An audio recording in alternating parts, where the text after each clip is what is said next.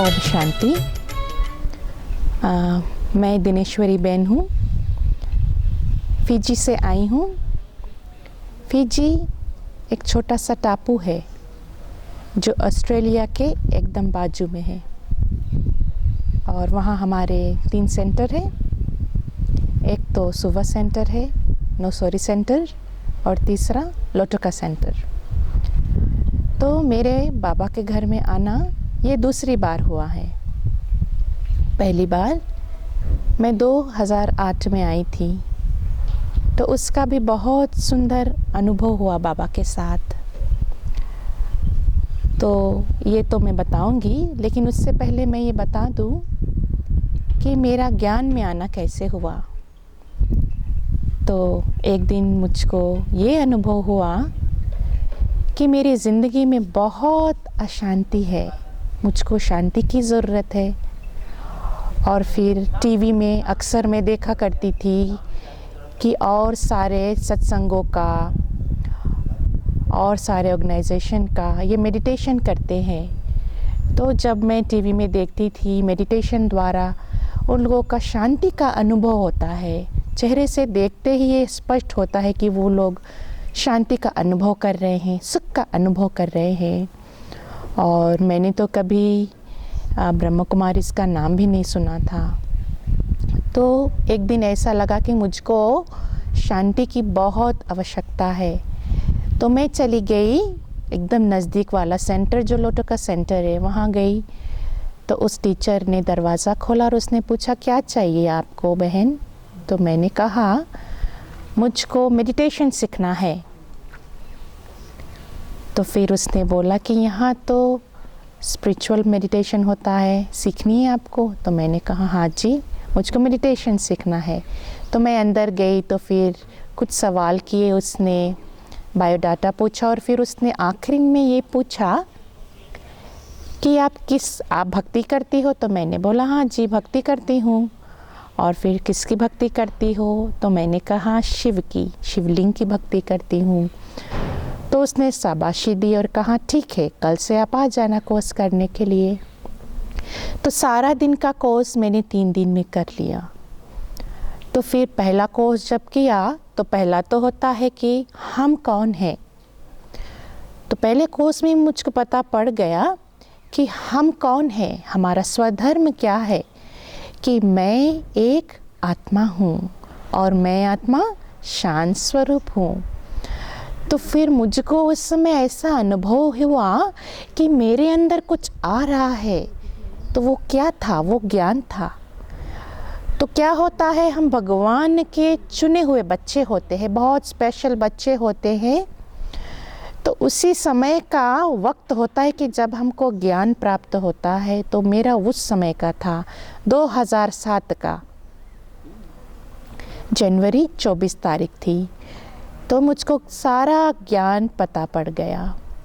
फिर मैं योग में बैठी, आराम से हुआ योग। मुझे बताया नहीं गया था कि कैसे करना है, लेकिन मैं जब बैठी तो एकदम मगन हो गई और मुझको अच्छे अच्छे संकल्प आए, अच्छे अच्छे भावना मेरे में उत्पन्न हुए और एकदम ध्यान से शांत में बैठी थी। तो फिर मेरा योग का अभ्यास धीरे धीरे बढ़ता गया, क्योंकि हम भगवान के चुने हुए बच्चे होते हैं। तो वो भगवान कराता है, करन करावनहार तो भगवान है, तो वही कराता है। तो पुरुषार्थ के लिए भी मेहनत करनी नहीं पड़ी, क्योंकि हम भगवान के चुने हुए बच्चे होते हैं। तो कराता वो ही है, क्योंकि कल्प पहले किया था, अभी कर रहे हैं और फिर करेंगे। और फिर बाबा जैसे हमेशा कहता है कि 3 बातों पर हमेशा निश्चय होना चाहिए, पक्का निश्चय। एक तो बाबा भगवान पर, दूसरा मैं आत्मा हूँ, उस पर निश्चय होना चाहिए कि मैं शरीर नहीं हूँ, मैं आत्मा हूँ। और तीसरी ड्रामा पर, ये कर्म क्षेत्र है, सृष्टि रंगमंच है, यहाँ पर हम आत्माएं पार्ट बजाती है, एक्टर जैसा पार्ट बजाती है। तो बाबा जैसा कहता है कि हमेशा अपने एक्ट पर निश्चय होना चाहिए, ड्रामा पर निश्चय होना चाहिए, क्यों, क्या, कैसे नहीं पूछना चाहिए। तो वो होता है ड्रामा पर निश्चय करना कि जो भी होता है कल्याणकारी है, क्योंकि स्वयं भगवान कल्याणकारी है। शिव माना कल्याणकारी। तो जब भगवान पे निश्चय हुआ तो मैं आत्मा पे भी निश्चय होता है। तो जब मैं आत्मा पर निश्चय होता है तो फिर ड्रामा पर भी निश्चय होता है कि जो हुआ है वो हुआ था और फिर वो होगा ही, और फिर प्रश्न नहीं उठता है, क्योंकि हमको ये पता है कि जो भी होता है वो कल्याणकारी है। तो फिर धीरे धीरे मुझको ऐसा अनुभव होने लगा कि मैं और भगवान के निकट जाने लगी, और फिर मुरली से भी प्यार होने लगा, क्योंकि मुरली है मुख्य। बाबा हमेशा कहता है कि मुरली नहीं छोड़नी चाहिए, मुरली है पढ़ाई। तो बाबा का 3 कर्तव्य है, एक तो बाप बनकर, दूसरा टीचर बनकर, तीसरा सद्गुरु बनकर। हमको हमारे लिए कल्याणकारी का पाठ बजाता है बाबा सद्गुरु बनकर। तो दूसरा पार्ट बाबा का ये है कि टीचर बनकर हमको रोज़ पढ़ाता है, तो मुरली मिस नहीं करनी चाहिए। मुरली बहुत ज़रूरी है, क्योंकि मुरली से ही हमको भिन्न भिन्न प्रकार की पॉइंट्स की धारणा होती है।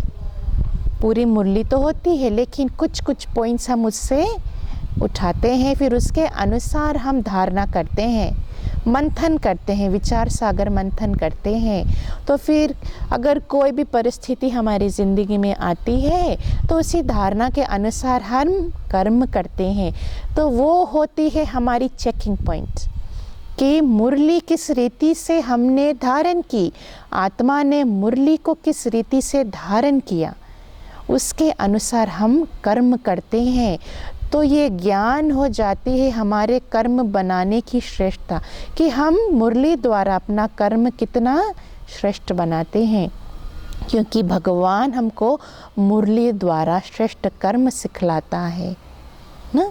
नर से नारायण जैसा बनने का कर्म सिखलाता है। तो मुरली बहुत ही हमारे जीवन के लिए इम्पोर्टेंट हो जाती है। ज्ञान बहुत ही बहुत इम्पोर्टेंट हो जाती है, क्योंकि जैसे कि मुरली बगैर तो हम कुछ भी नहीं है, ज्ञान बगैर हम कुछ भी नहीं है। आत्मा में जैसे ज्ञान की प्रविष्टता होती है तो आत्मा की जागृति होती है, तो उसी अनुसार आत्मा फंक्शन करता है, चलता है।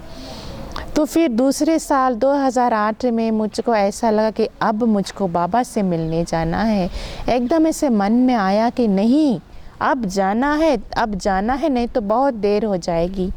तो 2000 अक्टूबर में मेरा मधुबन आना हुआ। तो बाबा से मिलने से पहले 2 सप्ताह मैंने खूब तपस्या की, बाबा को खूब याद किया। ये पांडव भवन का जो 4 धाम है वहाँ खूब बाबा को याद किया। और फिर जब मैंने बाबा की अंगूठी पहनी तो ऐसा अनुभव हुआ कि अब बस बाबा की ही होकर रहना है, उसका होकर बनकर ही रहना है। तो फिर बाबा से जब मैंने पहली बार स्टेज में जाकर मैं मिली, तो मुझको जैसे स्टेज में मैं गई तो मुझको कुछ दिखा नहीं, कुछ भी अनुभव नहीं हुआ, सिर्फ मुझको मेरा बाबा दिखाई दिया, सिर्फ एक point of light, red point of light. और ऐसा कुछ नहीं स्पष्ट हुआ कि मैं चल रही हूँ, ऐसा लग रहा था कि मैं उड़ रही हूँ। तो स्टेज से जैसे मैं नीचे उतरी तभी मुझको ऐसा हुआ कि हाँ मैं चल रही हूँ, अब मैं चल रही हूँ। उससे पहले लग रहा था कि सिर्फ शिव बाबा मेरे सामने हैं और मैं आत्मा बाबा के सामने हूँ और उससे शक्ति ले रही हूँ। और फिर उसके बाद ऐसा अनुभव हुआ कि मेरे में इतनी सारी शक्तियाँ भर गई है कि वापस अब मुझको जाना है, यही शक्तियाँ सभी को देनी है। जो अशांत आत्माएं हैं उनमें शांति भरनी है, उनमें ज्ञान भरना है और अपने बाप को प्रत्यक्ष करना है कि हाँ भगवान आया हुआ है, भगवान आया है हम आत्मा को जागृत करने के लिए। आओ आओ हमारे बाप के पास आओ, उससे वर्षा लो। जो हम इतने वर्ष से इतनों युगों से भटक रहे हैं कि अब आओ अपने बाप के पास आकर वर्षा लो, शांति प्राप्त करो, ज्ञान प्राप्त करो, ताकि उसी अनुसार हम कर्म कर सके और बाबा जो हमको श्रीमत देता है मुरली द्वारा उसके अनुसार हम चल सके। क्योंकि अगर हम हर कदम बाबा से पूछ कर उठाए तो पदम गुना भाग्य बनता है हमारा और बाबा से मदद भी मिलती है, बहुत मदद मिलती है। क्योंकि मेरा कि सभी तरह का ये अनुभव है कि ऐसी किसी भी जगह पे अगर मैं अटकी, कोई भी मुश्किल का परिस्थिति आया तो बाबा हमेशा वहाँ था। क्योंकि हमने बाबा को नहीं चुना, बाबा ने हमें चुना। हम बाबा के लकीएस्ट चिल्ड्रन हैं, बहुत भाग्यशाली बच्चे हैं। तो बाबा ने हमें चुना तो बाबा तो होगा ही हमारे लिए हमेशा। तो हमेशा वो हमारा मदद करता है कि क्यों बाबा ये हमेशा कहते हैं कि बाबा हमारा ओबीडिएंट सर्वेंट है जो हमेशा हमारे लिए मदद के लिए तैयार रहता है। तो ऐसे धीरे धीरे मुझको ऐसा हमेशा अनुभव होने लगा कि बाबा हमेशा मेरे साथ है और मुझको बाबा का हाथ थाम के ही चलना है। क्योंकि बाबा ही मेरा संसार है, सब कुछ बाबा बाबा बाबा, बाबा के सिवाय और कुछ भी नहीं।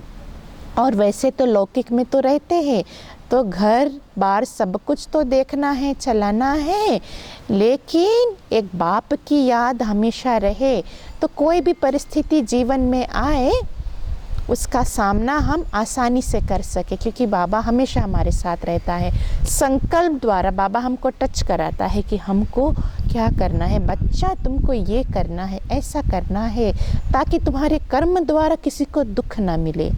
जो दुख अभी जो कर्म करते आए हैं विकर्म अभी तक हम करते आए हैं, अब उसको सुधारना है। एक तो बाप की याद द्वारा और श्रेष्ठ कर्म द्वारा, श्रीमत द्वारा जो हमको मुरली द्वारा मिलती है, ज्ञान द्वारा मिलती है। और फिर उसको जीवन में लाना है, धारणाएं करनी है ताकि उस धारणा द्वारा हम श्रेष्ठ कर्म कर सके। और फिर रोज़ अगर हम बाबा को याद करते हैं, निरंतर तो याद नहीं कर सकते, लेकिन हमेशा ये होना चाहिए कि बाबा की याद हमेशा रहनी चाहिए। चलते फिरते भी बाबा को याद कर सकते हैं। तो बाबा की याद जो होती है हमेशा होती है तो हमेशा ये अनुभव होता है कि कोई हमारा साथ है, तो बाबा साथी भी है। हमेशा ये अनुभव होगा कि बाबा साथ है, तो अकेले होते भी अकेलापन का अनुभव नहीं होगा। और फिर इस वर्ष मेरे आने से पहले मेरे साथ मेरे लौकिक माता पिता भी आए हैं, तो उनको लाने से पहले एक बहुत बड़ा टेस्ट आया मेरे ज़िंदगी में। मेरे बाबा जी को, लौकिक बाप को, वो चोट आ गया पाँव में। तो वो ऐसा डॉक्टर ने बताया कि आप अभी ट्रैवलिंग नहीं कर सकते, आप नहीं जा सकते। तो लौकिक बाबा ने मुझको कहा कि मैं नहीं जा सकता। तो मैंने उसको बोला कि पहला प्रतिज्ञा हम ये करते हैं कि हमको बाप पर, भगवान पर निश्चय करना है। तो मैंने उसको कहा कि आप निश्चय कर लो, बाबा को बताओ, बाबा मैं आपसे मिलने आ रहा हूँ और इसी पाँव से, इसी उंगली से मैं आकर आपसे मिलूँगा। तो फिर एक सप्ताह बाद हम डॉक्टर के पास गए, तो डॉक्टर ने कहा कि अरे भाई ये आपकी जो पाँव जो चोट लगी थी ये तो अच्छा हो गया, आप जाकर वहाँ इंडिया में भी इसका ट्रीटमेंट कर सकते हो। तो मेरे लौकिक बाप ने मेरी ओर देखा, तो मैंने कहा देखा, निश्चय करना, बाप पर निश्चय करना कितना अच्छा होता है। तो 3 बातों पर हमेशा निश्चय होनी चाहिए। एक तो बाप पर, अपने आप पर कि मैं आत्मा भगवान का बच्चा हूँ, और तीसरा ड्रामे पर कि मुझको जाना ही है, बाबा से मिलने जाना ही है। तो हुआ ना, तो 3 बातों पर हमेशा निश्चय होना चाहिए।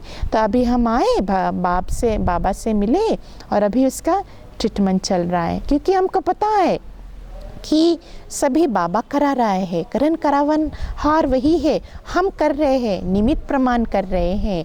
तो अभी तो बाबा से मिलन भी हो गया और आराम से हम यहाँ ट्रीटमेंट भी करा रहे हैं, क्योंकि भगवान हमको चलाते हैं। ये निश्चय होना चाहिए। भगवान से प्रेम बहुत होना चाहिए, स्नेह बहुत होना चाहिए, क्योंकि भगवान से ये स्नेह एक सूत्र का काम करती है जो सारे ईश्वरीय परिवार को बांध कर रखती है। एक तो भगवान से स्नेह होने के कारण भगवान से शक्तियाँ प्राप्त होती है, गुण प्राप्त होता है, उसके अनुसार आत्मा श्रेष्ठ बनती जाती है और फिर ईश्वरीय परिवार का सहयोग भी प्राप्त होता है। ओम शांति। ओम शांति। मैं दिनेश्वरी बेन फिजी से हूँ। फिजी है एक छोटा सा टापू जो ऑस्ट्रेलिया के एकदम बाजू में है। हमारे वहाँ 3 सेंटर है, एक तो सुवा सेंटर, नोसोरी सेंटर और लोटका सेंटर। मैं लोटका सेंटर की हूँ। तो ये हमारा ऑर्गेनाइजेशन जो है वो कई तरह के आध्यात्मिक रहस्य स्पष्ट करता है। तो आध्यात्मिक रहस्य से क्या होता है कि आत्मा की जागृति होती है। तो हमारे इस ईश्वरीय विश्वविद्यालय में 7 डेज़ की कोर्सेज होती है, 7 दिन का क्लास होता है। तो उस क्लास में एक क्लास होता है अलग अलग धर्म का। तो फिर ये राजयोग भी अलग अलग धर्म का कुछ कुछ बातें होती हैं, वो डिटेल में समझाती है, स्पष्ट होता है। तो इस राजयोग के ज्ञान को प्राप्त करने से अलग अलग धर्म की जो बातें हैं वो समझ में आती हैं। पहले तो ऐसा समझते थे कि ये धर्म है, ये धर्म है, ये धर्म है या ये धर्म है, लेकिन राजयोग द्वारा अलग अलग धर्म को हम अच्छी रीति से समझने लगते हैं। जैसा मानो कि अगर हम क्रिश्चियन धर्म को ले, क्रिश्चियनिटी, उसका होता है बाइबल और उसमें होते हैं क्रिश्चियन का होता है 10 कमांडमेंट्स, 10 कमांडमेंट, उनको फॉलो करना होता है। तो क्रिश्चियन लोग क्या करते हैं, देखते तो है, हाँ कमांडमेंट्स है, इसको फॉलो करना है, लेकिन राजयोग द्वारा वो जो 10 कमांडमेंट होते हैं उनको गहराई से हम समझने लगते हैं, क्योंकि इस राजयोग के ज्ञान को प्राप्त करने से आत्मा की जागृति होती है। और फिर जब आत्मा की जागृति होती है, जिज्ञासु हो जाती है, तो उसको ढेर सारी चीज़ें उसको प्राप्त करने की होती है। वो प्यासी हो जाती है कि मुझको और ज्ञान प्राप्त हो, और ज्ञान प्राप्त हो, और ज्ञान प्राप्त हो, सच्चाई का सामना हो। तो जब बाइबल पढ़ते हैं, अगर ये ज्ञान हम प्राप्त करते हैं, बाइबल पढ़ते हैं, तो इस धर्म को हम गहराई से समझने लगते हैं। हाँ, बाइबल में ये लिखा हुआ है, ये शब्द लिखे हुए हैं, लेकिन इसको हम कर्म में कैसे लावे, ना कि हम उसको ऐसे पढ़ के ऐसे रख देते हैं, हाँ ये लिखा हुआ है, इसको फॉलो करना है, कुछ भी हो जाए, ऐसा समझते हैं कि परंपरा से ये चली आई हुई है, इसको फॉलो करना है। लेकिन ये बहुत ही इम्पोर्टेंट है, आवश्यकता है कि हम इसको कैसे गहराई से समझे, क्यों करना है, किस लिए करना है। तो इस राजयोग द्वारा हम सीखते हैं। कुछ भी हो, चाहे बाइबल हो, चाहे कुरान हो, चाहे रामायण हो, कुछ भी हो। तो जैसे हिंदुओं का ये रामायण, गीता, ये जब पढ़ते हैं तो हमको पता है कि ये परंपरा से चली आई है, हमारे पूर्वज पढ़ते आए हैं।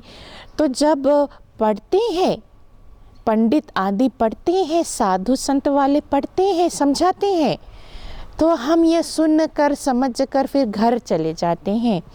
लेकिन ये जो हमने रामायण सुनी, गीता सुनी, इसको अपने जीवन में हम कैसे धारण करते हैं। जैसे फॉर एग्जाम्पल, हम एक एग्जाम्पल लेते हैं रामायण में, जब हनुमान जी को नदी पार करके सीता जी के पास संदेशा ले जाना था कि श्री राम आ गए हैं, आ चुके हैं आपको लेने के लिए। तो वो जब नदी पार कर रहा था तो उसको वो राक्षसनी का सामना करना पड़ा, सुरसा का। तो उसकी उसने एक बात आगे रखी कि पहले मैं अपना मुख खोलूंगी, मेरे मुख से अंदर आकर वापस चले गए तो ही मैं तुमको पार करने दूंगी। तो हनुमान जी का एक वरदान था कि वो बहुत बुद्धिमान थे ना, बुद्धि उसका वो बहुत ही शक्तिशाली था। तो उसने बुद्धि का प्रयोग किया। तो उसने क्या किया, जब वो राक्षस ने अपना मुख बड़ा किया तो वो जल्दी से ऐसा छोटा होकर मुख के अंदर जाकर फिर बाहर निकल आया, और वो राक्षसनी ने अपना मुख पूरी तरह से बंद भी नहीं कर पाया, तो वो बाहर निकल गया। एक तो उसकी वो इच्छा पूरी हो गई और ये भी बाहर निकल गया। तो ये महावाक्य जब हम रामायण में सुनते हैं तो कोई भी कार्य अगर बुद्धि प्रमाण हम करते हैं, क्योंकि बुद्धि में इतना बल होता है कि कोई भी कार्य अगर हम बुद्धि प्रमाण करते हैं तो सफलता को ज़रूर प्राप्त करते हैं। तो इस राजयोग की पढ़ाई से, आध्यात्मिक रहस्य से ये स्पष्ट होता है कि इस ज्ञान को प्राप्त करने से हम अपने धर्म को अलग अलग रीति से, अलग अलग धर्म को हम गहराई से कैसे समझ पाते हैं और उसको फिर हम इम्पोर्टेंस, मुख्यता दे सकते हैं। तो बाबा का साथ का अनुभव तो हमेशा होता रहा, और अभी और कितने सारे अनुभव होते रहे। तो एक अनुभव ऐसा हुआ, शुरू का मैं बता रही हूँ। ज्ञान में जब मैं आई थी तो मैं प्री स्कूल टीचर थी, छोटे बच्चों को पढ़ाती थी। उस समय मैं ज्ञान में आई, और फिर राजयोग ज्ञान प्राप्त करने से पहले एग्ज़ाम्स में देती थी, प्रैक्टिकल्स करती थी। तो उस समय मेरा ऐसा कुछ मार्क्स B+ भी होता था, उससे ऊपर नहीं जाता था। क्योंकि पढ़ाई क्या है, उसमें समझने की बात होती है कि माइंड कितना समझता है, तो उसके अनुसार हम परीक्षाएं देते हैं। और फिर जैसे ही मैंने राजयोग का ज्ञान प्राप्त किया, मेडिटेशन करना शुरू कर दिया, तो मुझको ऐसा परिवर्तन, मेरे में परिवर्तन होने का अनुभव हुआ। तो पहले तो मेडिटेशन करने से पहले मेरे मार्क्स B या B+ थे, लेकिन मेडिटेशन करने के बाद मेरे मार्क्स होने लगे A+ होने लगे, जबकि पहले तो मैं सर्टिफिकेट करती थी। कितनी आसान सी परीक्षा थी। और फिर मेडिटेशन जब शुरू किया, मैंने डिप्लोमा करना शुरू कर दिया। तो उसमें 4 ऐसा कोर्सेज होता है, एक ही लागे करना पड़ता है, अंग्रेज़ी वाला सब कुछ करना पड़ता है, बहुत काम होते हैं उसमें। कितना कठिन परीक्षाएं थी, प्रोजेक्ट्स थे, लेकिन उसमें मैं A+ ऐसे मारने लगी। तो मेडिटेशन से क्या होता है कि जो हमारी कंसंट्रेशन लेवल होती है, ध्यान का जो स्टेज होता है वो क्लियर होने लगता है। कंसंट्रेशन पावर जिसको कहते हैं, वो शक्तिशाली होती जाती है। हम किसी भी चीज़ को ऐसा ध्यान से ऐसे कंसंट्रेट कर सकते हैं। हमारी कंसंट्रेशन लेवल जो है वो इंक्रीज़ होती है, क्योंकि उसमें क्लियरिटी आ जाती है कि कैसे किसी चीज़ पर हम ध्यान कर सकते हैं। पूरा हमारा 100% अटेंशन होता है वहाँ पे, और किसी चीज़ बातों की परवाह नहीं होती कि अभी जो कर रहे हैं हमारा ध्यान उस पे रहता है। कोई बात नहीं, कैसे भी परिस्थिति आपके आसपास हो, लेकिन जो कर रहे हैं उस पे ध्यान जाता है हमारा। तो मेडिटेशन क्या करता है, हमारी कंसंट्रेशन लेवल है वो इंक्रीज़ कराती है। तो जैसे ले लिया जाए, अगर हम किसी जगह बैठकर ध्यान में बैठे या योग कर रहे हैं, कितनी भी अशांत वातावरण हो, लेकिन अपने मन को हम एकाग्र कर सकते हैं। वो है योग की शक्ति द्वारा, क्योंकि योग की शक्ति द्वारा ये जो ध्यान, हमारी जो स्टेज होती है वो इंक्रीज़ होती जाती है। क्योंकि मेडिटेशन से आत्मा में, योग से आत्मा में शक्ति आती है। भगवान आत्मा में वो शक्ति भरता है जिससे हमारी कंसंट्रेशन लेवल है वो इंक्रीज़ होता है। और ये एजुकेशन लेवल तक ज़्यादातर बहुत काम करता है। एजुकेशन में भी हमारी मदद करता है, घर पे तो करता ही है। हमारे ये जो संबंध संपर्क में जो आते हैं, हमारे रिलेशनशिप इम्प्रूव तो करता है, लेकिन जो हमारी एजुकेशन लेवल है, कंसंट्रेशन, अगर एजुकेशन बोले तो कंसंट्रेशन, पढ़ाई करना है तो ध्यान करना है, पढ़ाई में ध्यान देना है, ध्यान से पढ़ना है ताकि हमको अच्छे मार्क्स मिले। तो उसी अनुसार मेडिटेशन द्वारा हमारी कंसंट्रेशन लेवल रोज़ की रोज़ ऐसे इंक्रीज़ होती जाती है। कंसंट्रेशन पावर जिसको कहते हैं कि और हम आत्मा में ले सकते हैं, पढ़ाई और पढ़ सकते हैं और लेने में क्षमता हो जाती है। तो ये हमारी कंसंट्रेशन लेवल मेडिटेशन द्वारा इंक्रीज़ अच्छी हो जाती है। तो चलो, मेरा तो इतना सालों का अनुभव हुआ है।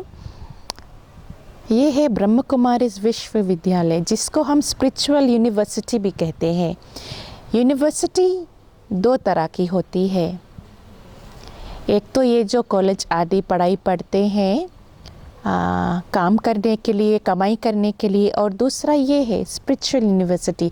इसमें भी कमाई होती है, लेकिन वो होती है आत्मा की कमाई। लौकिक में अभी काम करते, नौकरी करते, पढ़ाई करते, वो है शरीर के लिए कमाई करते, क्योंकि काम तो करना है, घर बार तो चलाना ही है। लेकिन ये जो स्पिरिचुअल यूनिवर्सिटी है, इसमें आत्मा की ये सोर्स ऑफ इनकम होती है, आत्मा की पढ़ाई है कि आत्मा को कैसे गुणवान बनाना है, आत्मा को कैसे शक्तिशाली बनानी है।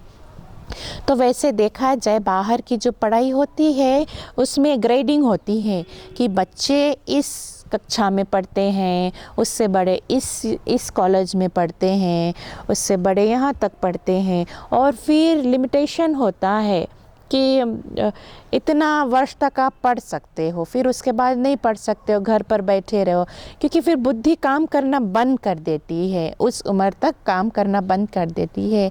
लेकिन ये जो हमारी स्पिरिचुअल यूनिवर्सिटी है, इसमें कोई भी ग्रेडिंग नहीं होता, सभी एक ही रीति से पढ़ते हैं, चाहे वो बच्चा हो, चाहे वो जवान हो, या चाहे वो बूढ़ा हो, क्योंकि हम सब भगवान के बच्चे हैं। भगवान हमको एक रीति से तोलता, एक ही जैसा देखता है, छोटा बड़ा नहीं देखता है।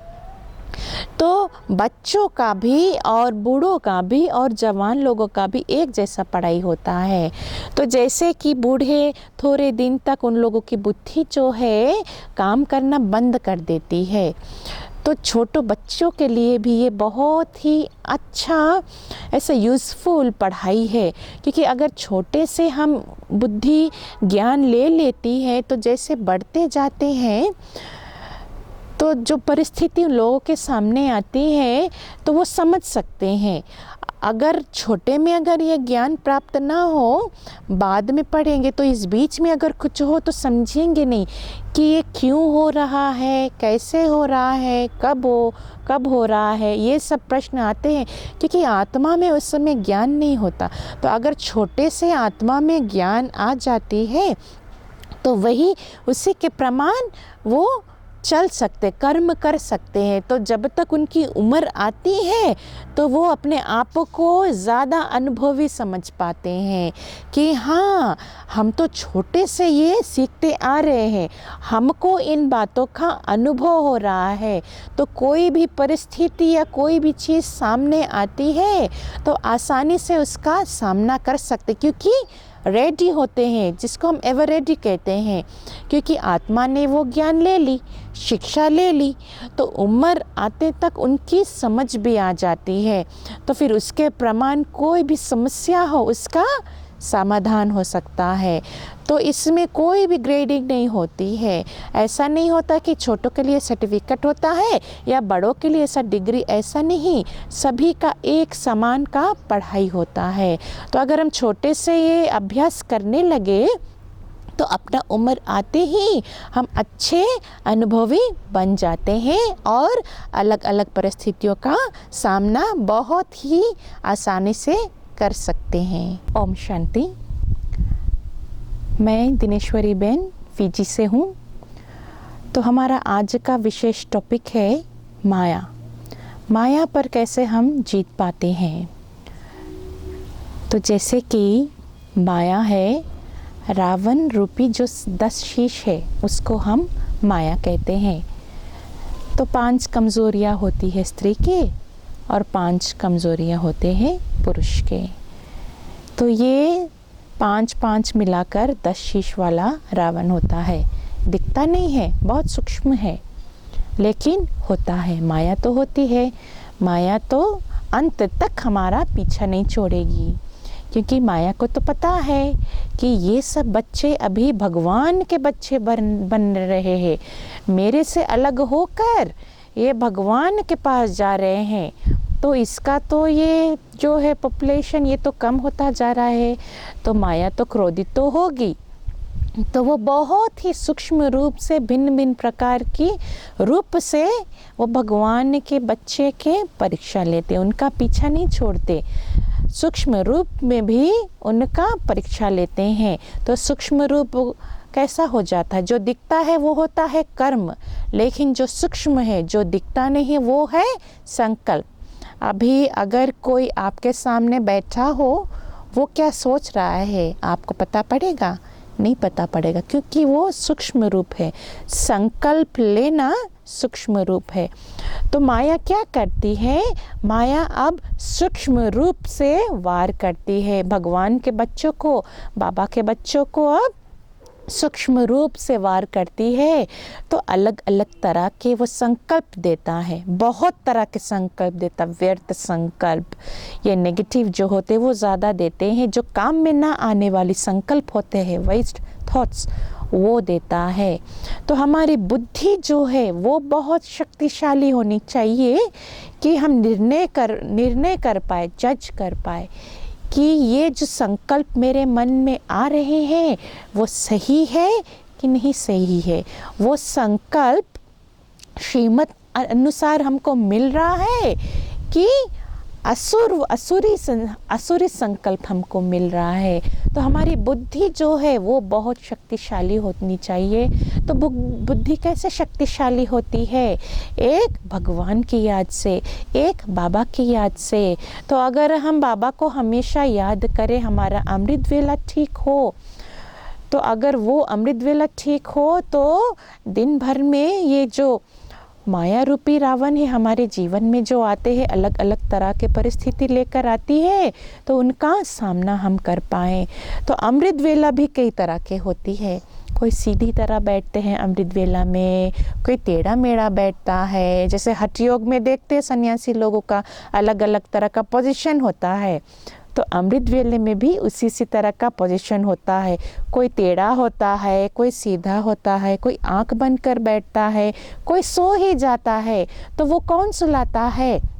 वो माया सुलाती है, क्योंकि माया को तो पता है अगर ये भगवान का बच्चा इस समय जाग कर भगवान को याद कर रहा होगा तो उसको बहुत ही शक्तिशाली वाइब्रेशन मिलेंगे, बहुत ही शक्तियाँ मिलेगी, क्योंकि वो होता है अमृत का वेला, अमृत अमर बनाने वाला वेला। तो उस समय अगर बच्चे जाग कर भगवान को याद करेंगे तो आत्मा में बहुत शक्तियाँ मिलेगी, बहुत शक्तिशाली वो वाइब्रेशन जाएंगे। तो माया को तो ये पसंद नहीं है। अगर शक्तिशाली वाइब्रेशन बच्चों को मिलेगा उस समय, तो माया दिन भर में उन लोगों को वार नहीं कर पाएगी। तो उस समय वो बच्चों को भिन्न भिन्न प्रकार संकल्प देकर सुला देते थे। मेरा खुद का शुरू में ऐसा अनुभव था। जब मैं शुरू में ज्ञान में आई तो अमृत वेले के समय ऐसा नशा होता था कि मैं बैठ जाऊं, 2:30 बजे बैठ जाऊं, 3 बजे बैठ जाऊं। तो मुझको ढेर सारे संकल्प आते थे। वो पहले हुए किए गए कर्म द्वारा वो जो संकल्प होते हैं वो आते थे। तो वो संकल्प लेते लेते अमृत वेले के समय मैं सो जाती थी। तो वो कौन कराता था? माया कराती थी। फिर दिन भर में भी ऐसा अलबेलापन होता था, अच्छे कर्म नहीं कर पाती थी, अच्छे संकल्प नहीं आता था मेरे मन में, क्योंकि मेरा अमृत वेला जो था वो अलबेला था। ऐसा नहीं कि मैंने सोचा कि मैं सो जाऊं, नहीं, मैंने सोचा, मैंने संकल्प लिया कि मैं बैठी हूँ, बाबा को याद कर रही हूँ, लेकिन मैं सो जाती हूँ। क्यों? क्योंकि व्यर्थ संकल्प आए। तो माया हमको ये अलग अलग तरह के संकल्प देता है ताकि अमृत वेला हमारा ठीक नहीं हो और दिन भर में तो फिर वो हमको वार कर सके। तो अमृत वेला बहुत ही इम्पोर्टेंट है बच्चों के लिए, ताकि अमृत वेला के समय हम भगवान से योग लगाएं और शक्तियों से अपने आप को भर दे, आत्मा शक्तियों से, गुणों से भर जाए, ताकि फिर उसको मुरली सुनने के बाद उस शक्ति से हम धारणा कर पाए। तो जैसे अमृत वेला के समय पाया हुआ शक्ति हो जाता है, आत्मा के लिए फ्यूल हो जाता है। ये शरीर तो है गाड़ी, तो जो शक्ति मिलती है वो फ्यूल का काम करती है। अमृत वेला के समय आत्मा को शक्तिशाली बनाती है। तो वही शक्तियाँ फिर हम मुरली के समय यूज़ करते हैं, एक एक कदम में दिन भर में वो शक्ति हम यूज़ करते हैं। तो फिर वही अमृत वेले की याद के शक्ति के अनुसार हम मुरली के पॉइंट्स अपने अंदर धारण करते हैं, मुरली सुनते हैं, मुरली के पॉइंट्स फिर हम मंथन करते हैं दिन भर में, फिर उसी अनुसार हम धारणा करते हैं और फिर उसी प्रमाण हम सेवा करते हैं, कर्म में लाते हैं। तो अगर हमारा अमृत वेला ठीक हो तो फिर माया पर भी हम विजय प्राप्त कर लेते हैं। और फिर माया फिर देखती है तो ये अच्छा तो कितना शक्तिशाली होता जा रहा है, तो फिर माया भी अपना रूप बदलती है। फिर वो सेकंड स्टेज लेती है अपना, फर्स्ट स्टेज में तो हार गया क्योंकि इसका अमृत वेला तो ठीक है, तो फिर दूसरा स्टेज का रूप लेती है और शक्तिशाली रूप लेकर आती है। तो वो देखती है कि क्या क्या कमज़ोरियाँ हैं इस भगवान के बच्चे में, तो वो संकल्प द्वारा उस कमज़ोरी को और बढ़ाता है। जैसे कि अगर किसी का कर्म आपको पसंद ना आए तो ये संकल्प आता है कि ये ऐसा क्यों करता है, क्यों। जब ये क्यों आ गया तो माया ने तो सुना, तो माया को पता है अब ये क्यों को बढ़ाना है, ये जो प्रश्न है टेढ़ा मेढ़ा प्रश्न, इसको अब बढ़ाना है। तो माया व्यर्थ संकल्प और डालेगी मन में।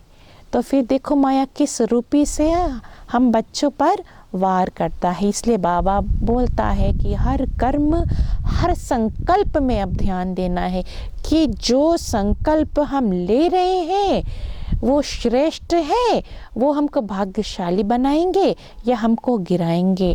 तो हमारी बुद्धि जो है वो बहुत शक्तिशाली होनी चाहिए। संकल्प तो आएंगे लेकिन उस संकल्प को बढ़ाना है कि तोड़ना है, तो ये शक्ति होती है आत्मा की। तो अगर आत्मा की शक्ति को बढ़ाना है तो भगवान की याद बहुत आवश्यकता है। हमेशा ये याद रहे कि मुझको भगवान को ही याद करना है, बाकी कुछ याद ना आए, घर बार में रहते हुए भी, लेकिन भगवान को हमको याद करना है। क्योंकि भगवान को याद करने से एक तो हमारा जो पहला वाला पुनर्जन्म वाला जो कर्म है, विकर्म है, वो भस्म होता है, वो कटता जाता है। और फिर साथ साथ में भगवान की याद में पदम गुना कमाई है। और फिर जो कर्म करेंगे भगवान की याद में वो कर्म श्रेष्ठ बनते जाएंगे। क्योंकि हम जो कर्म करेंगे हमको देख और सब करेंगे। तो भगवान के याद में किए गए कर्म भी श्रेष्ठ कर्म कहलाते हैं। और फिर वो श्रेष्ठ कर्म द्वारा हम माया पर भी जीत पा सकते हैं। ओम शांति। ओम शांति। तेरे प्यार में जो सुख मिलता है उसके आगे सब कुछ फीका। तेरे प्यार में जो सुख मिलता है उसके आगे सब कुछ फीका। प्रभु तेरी मीठी यादों में, प्रभु तेरी मीठी यादों में रस है मौलाई मस्ती का। तेरे प्यार में जो सुख मिलता है उसके आगे सब कुछ पीखा। वो देह का भान है भूल गया, वो दुनिया पुरानी याद कहाँ।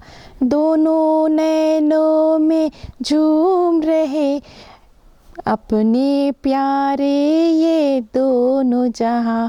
आकाश भी छोटा लगता है, आकाश भी छोटा लगता है, कदमों ना लगता धरती का। तेरे प्यार में जो सुख मिलता है उसके आगे सब कुछ पीखा। तेरे प्यार में जो सुख मिलता है उसके आगे सब कुछ पीखा।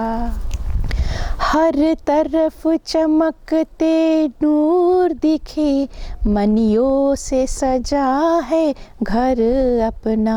आवाज़ जिंदगी गाती है, अब सच हो गया मेरा सपना। क्या कहिए खेवन हार बना, क्या कहिए खेवन हार बना, भगवान ही अपनी कश्ती का। तेरे प्यार में जो सुख मिलता है उसके आगे सब कुछ पीखा। तेरे प्यार में जो सुख मिलता है उसके आगे सब कुछ पीखा। प्रभु तेरी मीठी यादों में, प्रभु तेरी मीठी यादों में रस है मौलाई मस्ती का।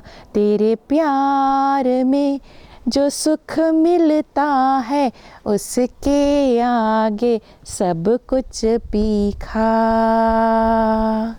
उसके आगे सब कुछ पीखा, उसके आगे सब कुछ पीखा। ओम शांति।